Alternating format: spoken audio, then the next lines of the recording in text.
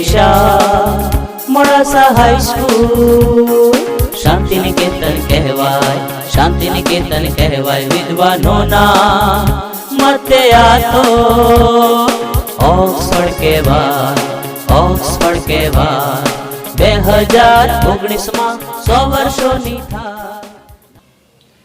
શ્રી સ્વામિનારાયણ ભગવાનની જય। કેમ છો મિત્રો, તમે બધા મજામાં? આપણે ધોરણ 9 નો પાઠ નંબર 9 ભણી રહ્યા છીએ। ભાગ 1 અને 2 એ આપણી કેએનસની યુટ્યુબ ચેનલ ઉપર મુકાઈ ચૂક્યા છે। અત્યારે આપણે હવે જે ભણવાના છે એ ભાગ નંબર 3 છે।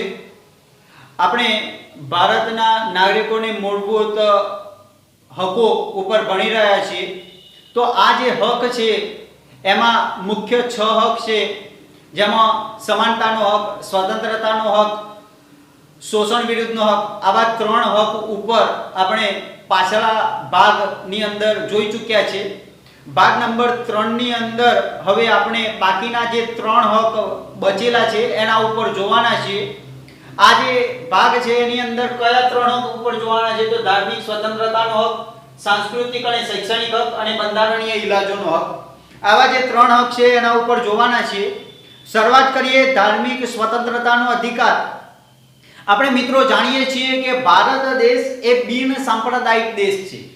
બિન સાંપ્રદાયિકનો મતલબ એ થાય છે કે ભારત દેશનો કોઈ જે રાજ્ય છે એ રાજ્ય દ્વારા કોઈ પણ ધર્મ સ્વીકારવામાં આવ્યો નથી અને બંધારણની અંદર રાજ્યની જે વ્યાખ્યા કરવામાં આવી છે એ તમે પહેલા સમજી ચૂક્યા છો કે સંસદ, વિધાનસભા, વડાપ્રધાન, રાષ્ટ્રપતિ આવા સત્તાધિકારીઓ, સાથે સાથે કેન્દ્ર સરકાર, રાજ્ય સરકાર, સ્થાનિક સ્વરાજ્યની સંસ્થાઓ, આવા જે અલગ અલગ સત્તાતંત્રો છે, આ ઉપરાંત સરકારી અધિકારી, આ દરેક જે સરકારી તંત્ર છે એ સરકારી તંત્ર માટે અહીંયા રાજ્ય શબ્દનો ઉલ્લેખ કરવામાં આવ્યો છે।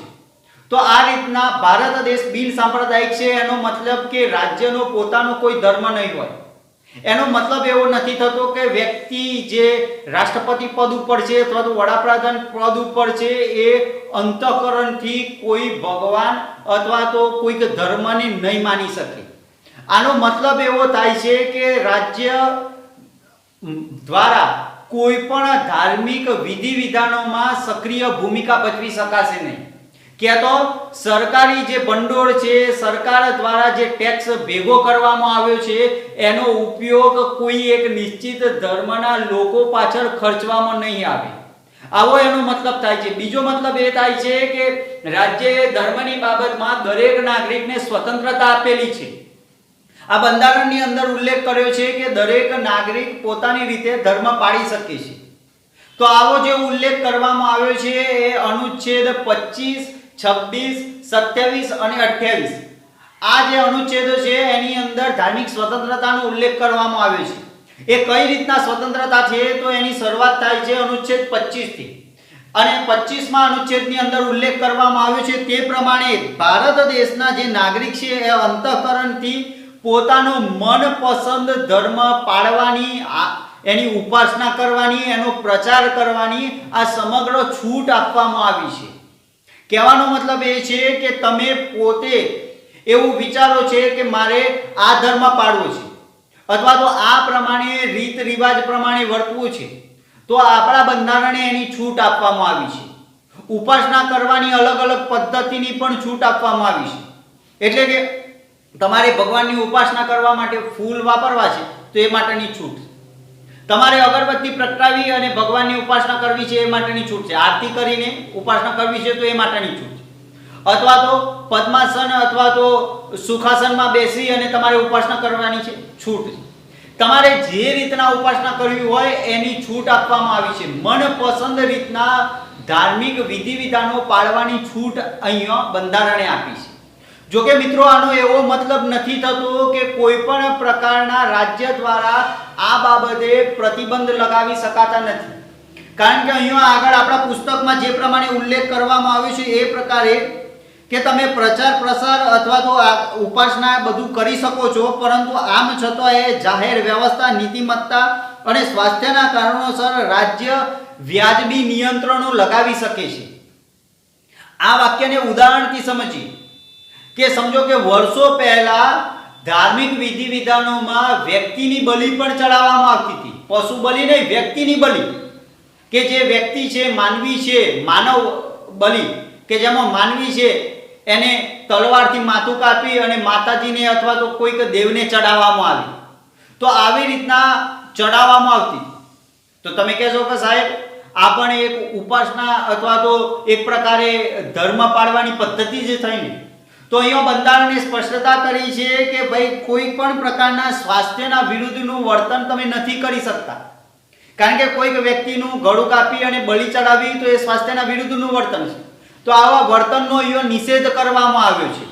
ધાર્મિક વિધિ વિધાનો પાળવાની છૂટ છે એનો મતલબ એ નથી કે તમે બીજા કોઈનો જીવ લઈ લો, કારણ કે એ સ્વતંત્રતાના હકના વિરુદ્ધમાં છે. અનુચ્છેદ 21માં આપણે સમજી ચૂક્યા છીએ કે કોઈ પણ વ્યક્તિને દેહ અને શરીરથી ત્યારે જ સ્વતંત્ર કરી શકાશે જ્યારે કાયદા દ્વારા સ્થાપિત પ્રક્રિયામાંથી એને પસાર કરવામાં આવે, એટલે કે અદાલતી કાર્યવાહીમાંથી એને પસાર કરવામાં આવે. તો આ રીતના ધાર્મિક વિધિ વિધાનોમાં સ્વાસ્થ્યનું પહેલા ધ્યાન રાખવાની બાબત ઉલ્લેખ કરવામાં આવી છે.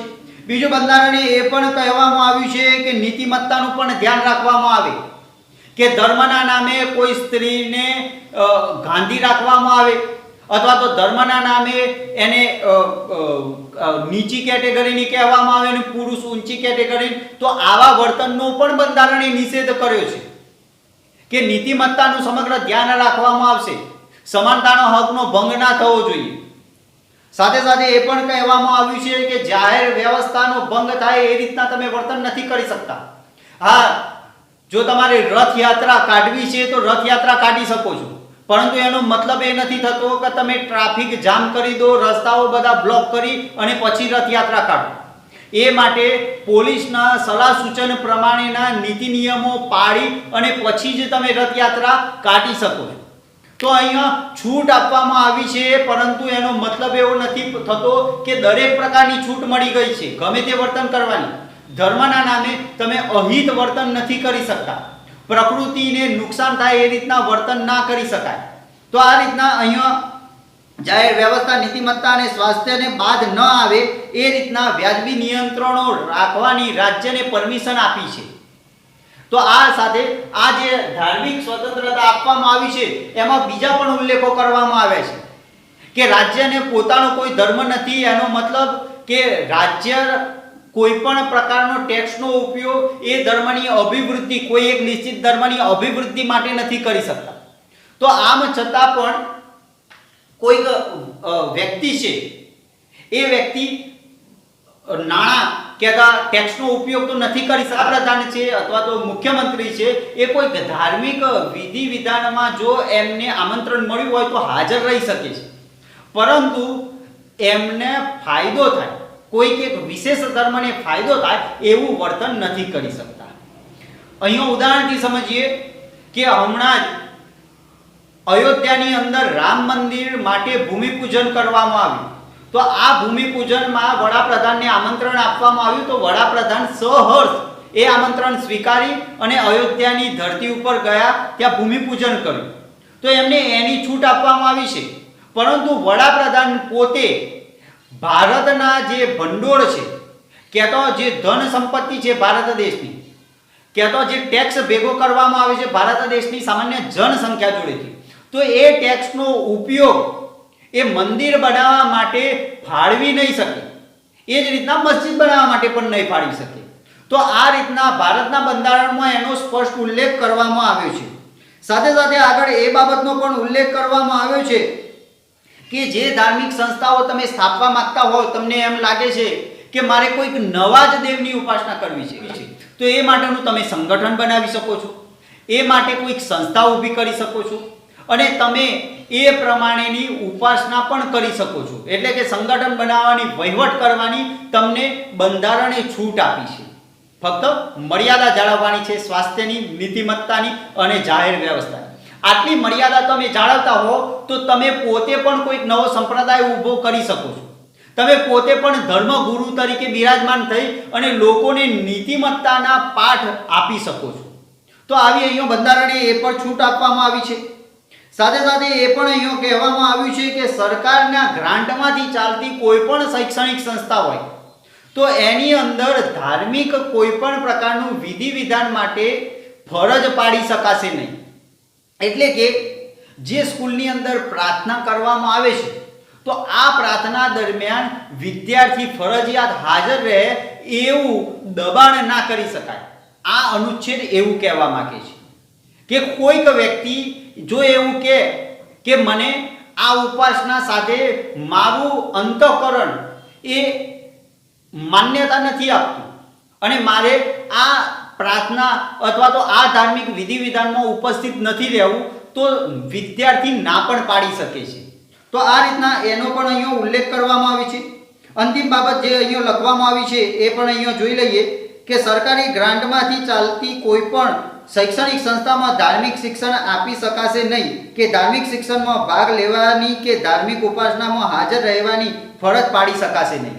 તો આ રીતના કોઈ પણ પ્રકારનું ધાર્મિક વિધિ વિધાન થતું હોય એ માટેની ફરજ વિદ્યાર્થીને પાડી શકાતી નથી. સાથે સાથે સરકારી ગ્રાન્ટથી ચાલતી જેટલી પણ શૈક્ષણિક સંસ્થાઓ છે એની અંદર ધાર્મિક ઉપાસના ધાર્મિક વિધિ વિધાનો કરી શકાતા નથી.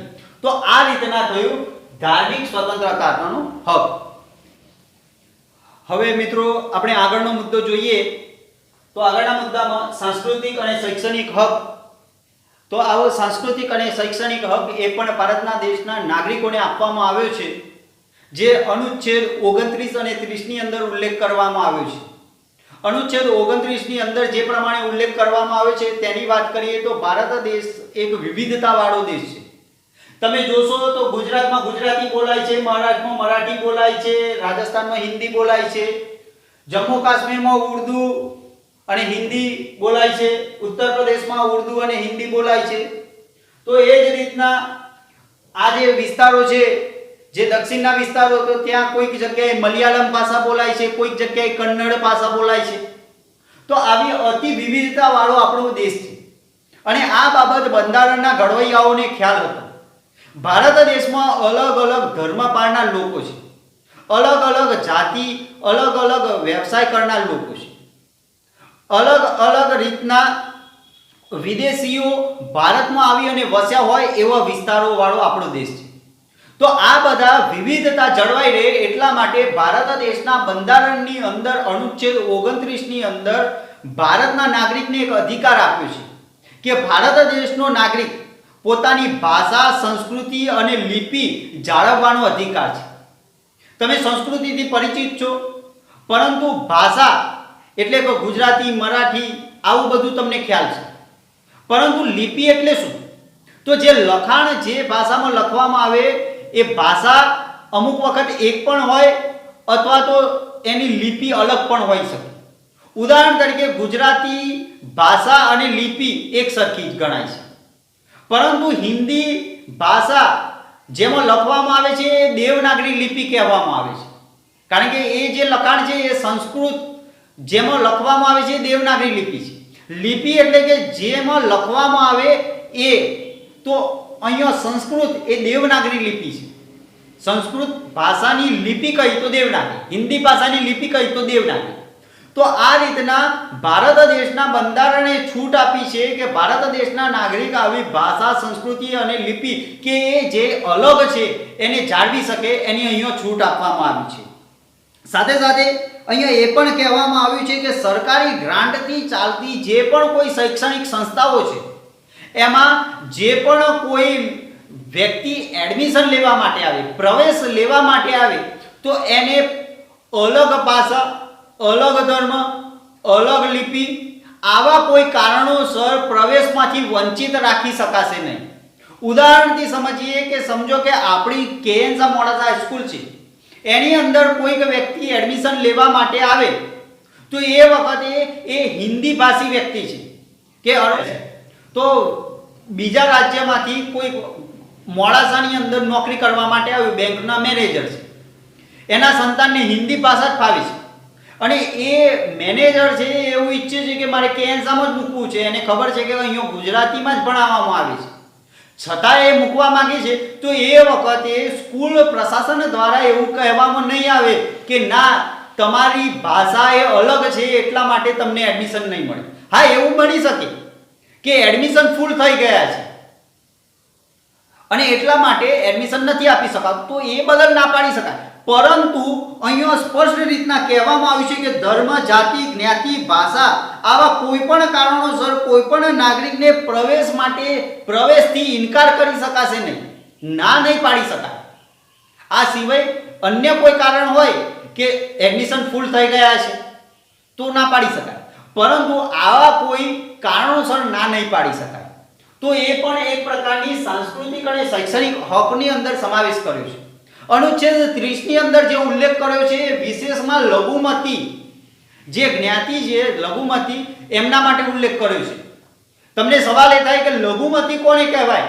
તો બંધારણની અંદર એના માટે સ્પષ્ટ વ્યાખ્યા કરવામાં નથી આવી, પરંતુ અલગ અલગ કાયદાઓ મારફતે સંસદે બનાવેલા જે અલગ અલગ નિયમો છે, કાયદાઓ છે, એના દ્વારા એવો ઉલ્લેખ કરવામાં આવ્યો છે કે જે બહુમતી જનસંખ્યા હશે એ સિવાયની જેટલી પણ ધાર્મિક ધર્મ પાળનાર લોકો હશે એ બધા લઘુમતીમાં આવશે. એટલે બહુમતીમાં કોણ આવે ભારત દેશમાં? તો ભારત દેશમાં સૌથી વધારે જનસંખ્યા એ હિન્દુની છે.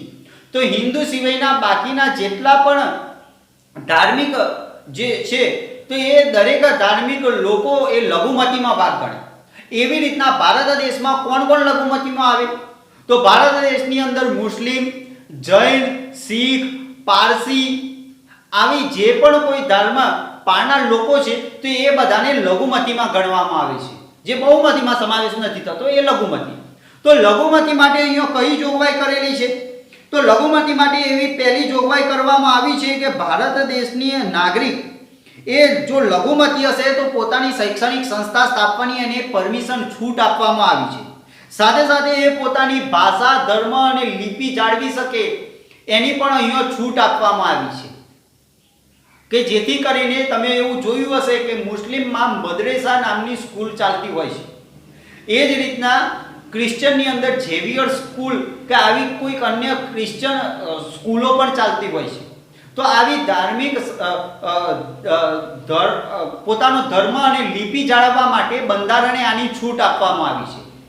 આગળ એ પણ ઉલ્લેખ કરેલો છે કે આવી કોઈ પણ ધર્મના આધારે કોઈક શૈક્ષણિક સંસ્થા સ્થપાઈ હોય તો આવી શૈક્ષણિક સંસ્થાને જે લાભ મળવા જોઈએ એ આવા ધર્મ, ભાષા, લિપિ આવા કોઈ કારણોસર એ લાભથી વંચિત રાખી શકાશે નહીં. ઉદાહરણ પણ અંદર આપેલું છે કે શિષ્યવૃત્તિ જે સામાન્ય શૈક્ષણિક સંસ્થામાં આપવામાં આવે છે બાળકને, એ જ રીતના આવી લઘુમતી કોઈક સંસ્થા હશે તો એને પણ આપવામાં આવશે. સાથે સાથે એ પણ અંદર ઉલ્લેખ કરવામાં આવ્યો છે કે આવી જે સંસ્થા હોય અથવા તો આવી જ કોઈક ધાર્મિક સંસ્થા દ્વારા કોઈક જમીન જે વસાવવામાં આવેલી છે એનું ફરજિયાત સંપાદન કરતી વખતે, કારણ કે કોઈક વખતે રેલવે એ રીતના જ કાઢવી પડે કે એમની જમીન લેવી જ પડે, કારણ કે રેલવેના પાટામાં રસ્તા જેવું ના હોય કે કાટખૂણે આમ વાળી દેવાય. તો આવા સંજોગોમાં એમની જમીન લેવી પડે એવું ફરજિયાત છે. અથવા તો કોઈ નહેર કાઢવાની છે તો એમની જમીન લેવી પડે એવું ફરજિયાત છે. તો બંધારણની અંદર ઉલ્લેખ કર્યો છે કે આવી ફરજિયાત જમીન અથવા તો સંપત્તિનું અધિગ્રહણ કરતી વખતે સરકારમાં એ જમીન લેવી પડે એવી જ હોય અને લેતી વખતે એમને વ્યવસ્થિત રીતના વળતર મળે એનું ધ્યાન રાખવામાં આવશે.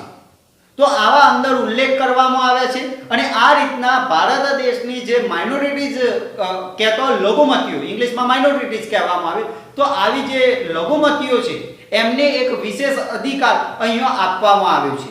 સાથે સાથે એ પણ અહીંયા ઉલ્લેખ કરવામાં આવ્યો છે કે ભારત દેશમાં લોક પ્રતિનિધિ અધિનિયમ 1951 જે ચૂંટણી સંબંધી અધિનિયમ છે, તો આ અધિનિયમ ગુજરાતીમાં અધિનિયમ કહેવાય, ઇંગ્લિશમાં એક્ટ કહેતા હોઈએ છે, હિન્દીમાં કાયદો કહેતા હોઈએ છે.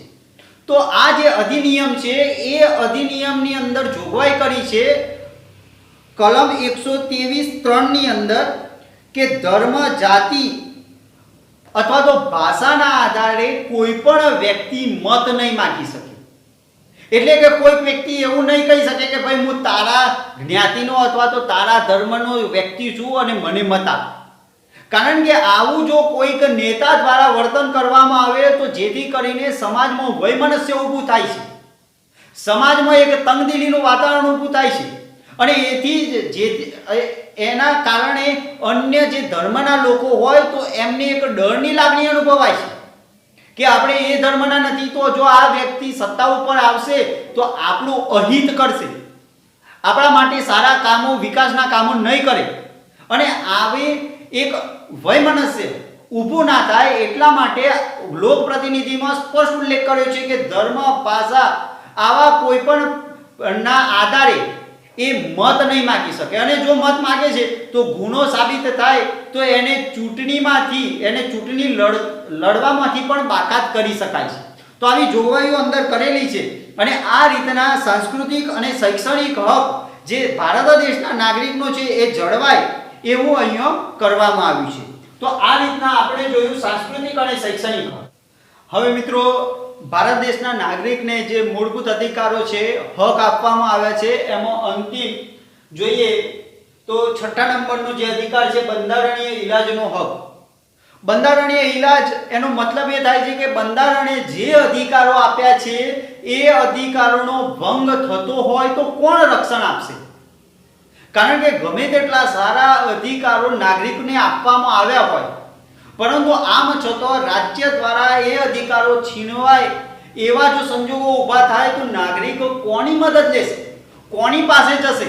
અને એટલા માટે બંધારણે આ જે ઉપરના જે 5 અધિકારો આપવામાં આવ્યા છે, સમાનતાનો, સ્વતંત્રતાનો, ધાર્મિક સ્વતંત્રતાનો અધિકાર, શોષણ વિરુદ્ધનો અધિકાર, તો આવા જે અધિકારો આપ્યા છે એ અધિકારોનો જો ભંગ થતો હોય તો નાગરિક એ સર્વોચ્ચ અદાલત જોડે દાદ માગી શકે છે.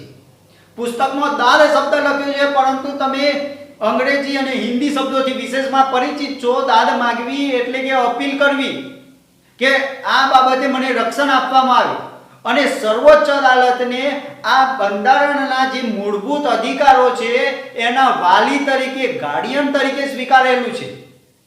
કહેવાનો મતલબ એ છે કે આ કોઈ અધિકાર છીનવાતો હોય તો વ્યક્તિ સીધો સુપ્રીમ કોર્ટમાં જઈ અને દાદ માગી શકે છે. જો મિત્રો કોઈ કાયદો બનાવવામાં આવ્યો હોય, કોઈ કાયદાનો ભંગ થતો હોય અને એવા સંજોગોમાં વ્યક્તિ કેસ કરે તો પહેલા તાલુકા કક્ષાએ તાલુકા અદાલતમાં જાય, એ પછી જિલ્લા અદાલતમાં જાય. ત્યાં પણ એને જો એવું લાગે કે મને બરોબર ન્યાય નથી મળ્યો તો એ વડી અદાલતમાં જાય અને વડી અદાલતમાં ગયા પછી એવું લાગે કે ના, આ જમીનનો જે મારો કેસ હતો એ તાલુકા અદાલતમાં, જિલ્લા અદાલતમાંથી મને ન્યાય નથી મળ્યો અને વડી અદાલતમાં પણ મને યોગ્ય ન્યાય નથી મળ્યો તો એ સર્વોચ્ચ અદાલતમાં જાય. તો આ રીતના ક્રમબદ્ધ રીતે જવાનું એને થતું હોય છે. એ જમીનનો કેસ છે તો સીધો સુપ્રીમ કોર્ટમાં નથી જઈ શકતો, એને ક્રમબદ્ધ રીતના જવું પડે છે ને ત્યાં. તો આવા જે સંજોગો ઊભા થતા હોય તો એવા સંજોગોમાં વ્યક્તિને કોઈ કાયદા બાબતે રક્ષણ પ્રાપ્ત કરવા માટે સર્વોચ્ચ અદાલતમાં સીધું નથી જઈ શકાતું. તો સર્વોચ્ચ અદાલત કયા કેસની સુનાવણી સીધી કરતું હોય છે? તો એ છે આ ભારત દેશના નાગરિકને આપવામાં આવેલા મૂળ અધિકારોની બાબતમાં. મૂળ અધિકાર કોઈ છીનવાતો હોય તો આવા સંજોગોમાં સર્વોચ્ચ અદાલતમાં સીધું જઈ અને દાદ માગી શકાય છે. અને પુસ્તકમાં ઉલ્લેખ કર્યો છે એ પ્રમાણે સર્વોચ્ચ અદાલત આ બાબતે અલગ અલગ આદેશો બહાર પાડતી હોય છે, જેને સર્સિયોસરી, કો વોરંટો, મેન્ડેમસ, આવા અલગ અલગ આદેશ એ સર્વોચ્ચ અદાલત દ્વારા બહાર પાડવામાં આવે છે. સર્વોચ્ચ અદાલત એ કોઈક વ્યક્તિની જો સ્વતંત્રતા છીનવાતું હોય તો આવા સંજોગોમાં અદાલતમાં એને હાજર કરવાનું અને હાજર કર્યા પછી એ વ્યક્તિને કેમ પકડવામાં આવ્યો છે, જે પોલીસ અધિકારી દ્વારા અથવા તો અન્ય કોઈ વ્યક્તિ દ્વારા પકડવામાં આવ્યો છે, એ કઈ સત્તાના આધારે પકડવામાં આવ્યો છે, આવા જવાબો પણ માગી શકતું હોય છે. અને આવા જવાબોના આધારે જો એવું લાગે કે આ વ્યક્તિને પકડવામાં આવ્યું છે, ખોટું છે, તો એવા સંજોગોમાં અદાલત એને છોડી મૂકવા માટેના પણ આદેશો કરતું હોય છે. તો આવી સર્વોચ્ચ અદાલત એ વ્યક્તિના જે મૂળ અધિકારો છે એ જળવાય એ માટેનું કામગીરી, એ માટેની જવાબદારી બંધારણે સર્વોચ્ચ અદાલતને સોંપેલી છે. આ ઉપરાંત અહીંયા જે બીજી વાત કરવામાં આવી છે, અલગ અલગ આજ્ઞાપત્રો, જે મેં તમને વાત કરી કે કોવરન્ટો, સર્સિયોસરી, મેન્ડેમસ, આ બધા ઇંગ્લિશ શબ્દો છે, આપણે વધારે ડીપમાં જવાની હાલ જરૂર નથી. તો અલગ અલગ આવા હુકમો કાઢવાની સત્તા એ સર્વોચ્ચ અદાલતને આપવામાં આવી છે. અને એટલા જ માટે ફકરા નંબર 2 ની અંદર એવો ઉલ્લેખ કરવામાં આવ્યો છે કે ડોક્ટર બાબા સાહેબ આંબેડકરે આ જે અધિકાર છે એ અધિકારને બંધારણના આત્મા તરીકે ઓળખેલો છે. સાથે સાથે અહીંયા એ પણ ઉલ્લેખ કર્યો છે કે સંસદ કાયદા દ્વારા આવા જે પણ કોઈ હુકમો છે એ હુકમો અન્ય અદાલત પણ આપી શકે એ માટે કોઈ કાયદો બનાવી શકે છે. જો મિત્રો અહીંયા બંધારણે ઉલ્લેખ કર્યો છે કે સર્વોચ્ચ અદાલતને તો આ હક આપવામાં આવ્યો છે, પણ સાથે સાથે જો કામનું ભારણ વધુ હોય અને આવા સંજોગોમાં વ્યક્તિને ત્વરિત ન્યાય મળી શકે એટલા માટે સંસદ એ કોઈ નીચલી અદાલત, વડી અદાલત અથવા જિલ્લા અદાલતને પણ કોઈક બાબતે અધિકાર આપી શકે છે. હા, અહીંયા એવો ઉલ્લેખ નથી કર્યો કે કોઈક અદાલત જોડેથી અધિકાર છીનવી શકે છે. અધિકાર આપી શકે છે, છીનવી શકતું નથી. અને કયો અધિકાર? તો આ જે મૂળભૂત હકો, મૂળભૂત જે હકો આપવામાં આવ્યા છે એ હક છીનવાય નહીં એ બાબતે નીચલી અદાલતોને પણ સંસદ દ્વારા એક પ્રકારે અધિકાર આપી શકાય છે. સાથે સાથે બીજી અહીંયા એ પણ વાત કરવામાં આવી છે કે સર્વોચ્ચ અદાલત જો એવું લાગે કે વ્યક્તિનો કોઈક અધિકાર છીનવાય એવો કાયદો બનાવવામાં આવ્યો છે તો એ કાયદાને નિરસ્ત કરવાનો અધિકાર પણ સર્વોચ્ચ અદાલતને આપ્યો છે. ઉદાહરણથી સમજીએ કે ભારત દેશમાં સંસદની અંદર આખા દેશના બધા પ્રતિનિધિઓ ગયા હોય છે. આ બધા પ્રતિનિધિઓમાંથી લોકસભાના 543 પ્રતિનિધિ, રાજ્યસભાના 250 પ્રતિનિધિ, આ બધા જ પ્રતિનિધિઓએ વોટિંગ દ્વારા કોઈ કાયદો બનાવ્યો અને આ કાયદો ભારત દેશના જે નાગરિકોને મૂળભૂત હકો આપવામાં આવે છે એનાથી વિરુદ્ધનો કાયદો છે. તો આવા સંજોગોમાં સર્વોચ્ચ અદાલત જે ફક્ત 3 ન્યાયાધીશોની બેચ બેઠી હોય અને એ ન્યાયાધીશ એમ કહી દે કે આ જે સંસદની અંદર કાયદો બનાવવામાં આવ્યો છે એ ભારત દેશના નાગરિકોના મૂળભૂત હકથી વિરુદ્ધનો છે, તો આવા સંજોગોમાં એને નિરસ્ત કરવાની ફક્ત 3 ન્યાયાધીશ હોય તો પણ એ નિરસ્ત કરી શકે છે, ના પાડી શકે છે કે આ કાયદો અમલમાં નહીં આવી શકે. કેમ? કારણ કે ભારત દેશના નાગરિકોના હકથી વિરુદ્ધનો કાયદો છે. સાથે સાથે બંધારણની અંદર એ પણ ઉલ્લેખ કરેલો છે કે 1950માં બંધારણ અમલમાં આવ્યું એ પહેલા પણ ઘણા બધા કાયદાઓ અમલમાં હતા અને આવા કાયદાઓમાંથી કોઈ કાયદો એ ભારત દેશના નાગરિકના હકની વિરુદ્ધનો હોય તો પણ નિરસ્ત કરવા માટેનો અધિકાર એ સર્વોચ્ચ અદાલતને આપેલો છે. ઉદાહરણથી સમજીએ કે તમે એવું જાણ્યું હશે કે 1919માં જ્યારે પ્રથમ વિશ્વયુદ્ધ પૂર્ણ થયું એ પછી રોલેટ એક્ટ નામનો કાયદો બનાવવામાં આવ્યો.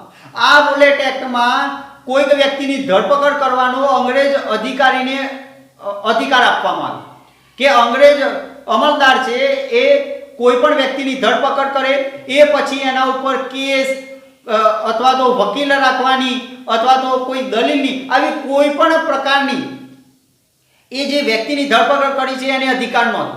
એટલે કે એ વકીલ ના રાખી શકે, બચાવમાં ના બોલી શકે, કોઈ દલીલ ના કરી શકે અને સીધું જજ એને સજા સંભળાવી દે અને એ સજા પ્રમાણે એને અંદમાન નિકોબારની જે દુર્ગમ જેલ હતી કે જેથી એ બચીને પાછા ભારત દેશના મુખ્ય ભૂમિભાગમાં પણ આવી શકે આવી કોઈ વ્યવસ્થા જ નહોતી. તો એવી જેલોમાં પણ કાળા પાણીની સજા પણ કરી દેવામાં આવતી. તો તમને શું લાગે છે કે આ મૂળ અધિકારથી વિરુદ્ધનું નથી? કારણ કે આપણે અનુચ્છેદ 22 ના અંદર સમજી ચૂક્યા છીએ કે ભારત દેશના નાગરિકને વકીલ રાખવાનો પણ અધિકાર છે, એને પોતાનો ન્યાય મેળવવા માટે અદાલતમાં દલીલ કરવાનો પણ અધિકાર છે. તો આવો અધિકાર એ રોલેટ એક્ટનો કાયદામાં છીનવાય છે. તો આવો કોઈ કાયદો હોય કે જે કાયદો એ ભારત દેશના નાગરિકના મૂળ અધિકારોથી વિરુદ્ધનો હોય તો એ વખતે સર્વોચ્ચ અદાલત એને પણ નિરસ્ત કરી શકે છે. અને આ રીતના ભારત દેશમાં અલગ અલગ જે કાયદાઓ હતા એ કાયદાઓમાંથી ભારત દેશના નાગરિકોને સમજો કે સમાનતાનો એક કાયદો છે અને સમાનતાના કાયદામાં એવું છે કે સ્ત્રી અને પુરુષ બંને સમાન છે. પરંતુ પાછલા વર્ષો દરમિયાન એવું જોવા મળ્યું કે 3 તલાકના દુરુપયોગ દ્વારા મુસ્લિમ સ્ત્રીઓને અન્યાય થતો હતો, તો એને ન્યાય મળે એટલા માટે સર્વોચ્ચ અદાલતે સ્પષ્ટ કરી દીધું કે હવેથી ભારત દેશમાં કોઈ પણ પ્રકારે 3 તલાક આપવામાં નહીં આવે. એટલે કે મુસ્લિમ પુરુષો દ્વારા 3 વખત તલાક બોલી અને એ સ્ત્રીને લગ્ન વિચ્છેદ કરવામાં આવતું હતું અને એ સ્ત્રીને તરછોડી દેવામાં આવતું હતું. તો આવું કોઈ વર્તન ના થાય એ માટે સર્વોચ્ચ અદાલતે ચુકાદો આપ્યો. અને જ્યારે આવો ચુકાદો આપવામાં આવે તો એ જે વ્યક્તિએ ન્યાય માંગ્યો હોય એને જ મળે એવું નથી, પરંતુ એ આખા સમગ્ર દેશમાં લાગુ પડતો હોય છે.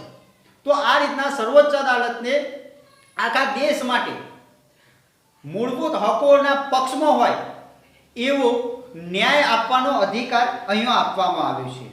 અંતિમ બાબતમાં જે ઉલ્લેખ કરવામાં આવ્યો છે એ અહીંયા એવું લખવામાં આવ્યું છે કે બંધારણમાં બક્ષવામાં આવેલા મૂળભૂત હકો ભારતીય નાગરિકો માટે ઉપલબ્ધ કરાયા છે. આ હકો સરકાર એટલે કે કેન્દ્ર અને રાજ્ય સરકાર સામે આપવામાં આવ્યા છે. કહેવાનો મતલબ એ છે કે કેન્દ્ર અને રાજ્ય સરકારને જે સત્તા આપવામાં આવી છે એ સત્તાનો દુરુપયોગ ના થાય એટલા માટે આ હક આપવામાં આવ્યા છે. અને તેથી જ તમે એવું જોયું હશે કે કોઈ પણ સરકાર હોય જ્યારે ચૂંટણી આવે ત્યારે એ જનતા જોડે પ્રેમથી આ રીતના હાથ જોડી અને ઊભી રહેશે અને માંગણી કરશે કે અમને વોટ આપવામાં આવે. તો એ કેમ બન્યું શક્ય? કારણ કે ભારત દેશના નાગરિકને આવા હક આપવામાં આવે છે. એને વાણી અને અભિવ્યક્તિની સ્વતંત્રતા આપવામાં આવી છે. અને આ બધી સ્વતંત્રતાના પરિણામે ભારત દેશના નાગરિક એ જે રાજ્ય અને કેન્દ્ર એ કોઈ અન્યાય ના કરે એટલા માટે આવા અધિકારો આપવામાં આવેલા છે. મૂળભૂત હકો બધા સમય માટે બધા નાગરિકો માટે ઉપલબ્ધ છે, પરંતુ કટોકટીના સંજોગોમાં અમુક મૂળભૂત હકો સ્થગિત કરી શકાય છે. કોઈ પણ નાગરિકના મૂળભૂત હકો છીનવાઈ જાય તેવા કોઈ પણ કાયદાઓ રાજ્યો ઘડી શકતું નથી. તો અહીંયા એ પણ વાત કરવામાં આવી છે કે કોઈ પણ મૂળભૂત અધિકાર છીનવાઈ જાય એવું રાજ્ય બનાવી શકતું નથી. અહીંયા રાજ્યની વ્યાખ્યામાં તમે સ્પષ્ટ રીતના સમજી ચૂક્યા છો કે કેન્દ્ર સરકારથી લઈ અને ગ્રામ પંચાયત, તાલુકા પંચાયત, જિલ્લા પંચાયત સુધી દરેક સત્તાધારી વ્યક્તિ માટે અહીંયા રાજ્ય શબ્દ વાપરવામાં આવ્યો છે. તો આવો કોઈ પણ વ્યક્તિ દ્વારા નિયમ, કોઈ સંસદ વિધાનસભા દ્વારા કાયદો આવું કશું બનાવી શકાતું નથી. અને આવું જો બનાવવામાં આવ્યું હોય તો એ વડી અદાલત અથવા તો સર્વોચ્ચ અદાલત એ નિયમ અથવા કાયદાને નિરસ્ત પણ કરી શકે છે. સાથે સાથે અહીંયા જે એક અન્ય ઉલ્લેખ કરવામાં આવ્યો છે એ પ્રમાણે કે આ જે સત્તા જે મૂળભૂત હકો આપવામાં આવ્યા છે, અધિકાર આપવામાં આવ્યા છે, એ અમુક સંજોગોમાં રોક પણ લગાવી શકાય છે. એ માટેનું એક ઉદાહરણ તમને કહું તો જ્યારે ભારત દેશની અંદર કોમી વિખવાદ ઊભો થાય તો એ સમયે કર્ફ્યુ લગાવવું પડે. તો આવો માર્શલ લો જ્યારે ચાલતો હોય તો આવા જે સામાન્ય અધિકારો છે એ સ્થગિત કરવામાં આવે છે. પરંતુ ભારત દેશના સર્વોચ્ચ અદાલતે, જેને ઇંગ્લિશમાં આપણે સુપ્રીમ કોર્ટ તરીકે ઓળખીએ છીએ, એને સ્પષ્ટ કરી દીધું છે કે કોઈ પણ સંજોગોમાં અનુચ્છેદ 21 એ નિરસ્ત નહીં થાય. ગમે તેવી કટોકટી હોય એમ છતાંય વ્યક્તિનું જીવન અને પ્રાણ ત્યારે જ છીનવી શકાશે જ્યારે એને કાયદાકીય પ્રક્રિયામાંથી પસાર કરવામાં આવે. અને તેથી તમે જોયું હશે કે જ્યારે ઓબેરોય અને તાજ હોટલ ઉપર હુમલો કરવામાં આવે એવા આતંકવાદી અજમલ કસાબ, એ કસાબને જેણે 150 વ્યક્તિઓ કરતો વધુ વ્યક્તિઓના મોત માટે જવાબદાર વ્યક્તિ હતો, એ વ્યક્તિને જ્યારે જીવતો પકડવામાં આવ્યો એ પછી કાયદાકીય પ્રક્રિયામાંથી પસાર કરવામાં આવ્યો. એના બચાવ પક્ષ તરીકે કોઈ વકીલ રહેવા તૈયાર નહોતું. તો સુપ્રીમ કોર્ટે એક વકીલને આદેશ આપ્યો કે આના બચાવ પક્ષમાં તારે ઊભું રહેવાનું છે. અને એ વકીલે અલગ અલગ દલીલ કરી કે 18 વર્ષથી આ નાનો છે, કારણ કે 18 વર્ષથી નાનો હોય તો એ માટે અલગ સજા હોય, મૃત્યુદંડની સજા ના હોઈ શકે. તો આવા સંજોગોમાં ભારતના અલગ અલગ પોલીસ અધિકારી, અલગ અલગ સીબીઆઈ, નાર્કોટેસ્ટ, આવા અલગ અલગ તંત્ર દ્વારા એ સાબિત કરવામાં આવ્યું કે 18 વર્ષથી મોટી ઉંમરનો છે. સાથે સાથે અન્ય આરોપો પણ સિદ્ધ કરવામાં આવ્યા. અલગ અલગ વ્યક્તિઓની જુબાની લેવામાં આવી અને અંતે 3 થી 4 વર્ષના અંતે એવું સાબિત થયું કે અજમલ કસાબ એ આતંકવાદી છે અને પછી એને ફાંસીની સજા આપવામાં આવી. તો કહેવાનો મતલબ શું છે કે કોઈ પણ વ્યક્તિને સીધું આવું જીવન અને પ્રાણથી કોઈ પણ વ્યક્તિ જીવનથી વંચિત કરી શકાતો નથી. તો તમને સવાલ એ થાય કે સાહેબ કોઈક વખતે એન્કાઉન્ટર કરવામાં આવે છે, એ શું છે? તો હા, કોઈક કાયદાઓમાં એવી સ્પષ્ટતા કરવામાં આવી છે અને સુપ્રીમ કોર્ટે પણ સ્વીકાર્યું છે કે કોઈક વ્યક્તિ કે જે આતંકવાદી પ્રવૃત્તિ કરવાનું છે, જેના કારણે જો એને તાત્કાલિક જો મારવામાં ના આવે તો ઘણા બધા વ્યક્તિઓની હત્યા કરી શકે, નિર્દોષ વ્યક્તિઓની, એવું છે. તો આવા સંજોગોમાં પોલીસ એ વ્યક્તિને એન્કાઉન્ટર દ્વારા મારી શકે છે. કોઈક સંજોગોમાં એવું લાગે કે આ વ્યક્તિ પોલીસ ઉપર હુમલો કરવાનો છે અથવા તો એના હથિયારો છીનવી અને ભાગી છૂટવાનો છે, તો પોલીસ પહેલા પગમાં ગોળી મારે. આમ છતાંય એ પોતે જે ગુનેગાર છે, જે દોષિત છે, એ પોલીસ ઉપર પણ ફાઇટિંગ કરી રહ્યો છે. તો આવા સંજોગોમાં એન્કાઉન્ટરની અલગ અલગ કાયદાઓ મારફતે છૂટ પણ આપવામાં આવી હોય છે. પરંતુ એન્કાઉન્ટર થયા પછી પણ પોલીસને એ સાબિત તો કરવું જ પડે છે કે આ વ્યક્તિ આવું વર્તન કરવાનો હતો, એટલા માટે અમારે આવો નિર્ણય લેવો પડે. તો આ રીતના સર્વોચ્ચ અદાલત અલગ અલગ ભારત દેશના નાગરિકોના જે અધિકારો આપવામાં આવે છે એને સાચવણી કરતું હોય છે. એક વાલી તરીકેની, એક વાલીપણા તરીકેની જવાબદારી સ્વીકારતું હોય છે. આ રીતના ભાગ નંબર 3 એ આપણો પૂર્ણ થાય છે, જેની અંદર ધાર્મિક સ્વતંત્રતાનો હક, સાંસ્કૃતિક અને શૈક્ષણિક હક અને બંધારણીય ઇલાજનો હક એ આપણે જોયું. જો તમને મિત્રો આ વિડીયો સારો લાગ્યો હોય તો લાઈક આપો. અન્ય જે આપણા સ્કૂલના કેએનસાના અલગ અલગ શિક્ષક મિત્રો દ્વારા, આચાર્ય સાહેબ દ્વારા મુકાતા વિડીયો છે, એ વિડીયોને પણ લાઈક આપો.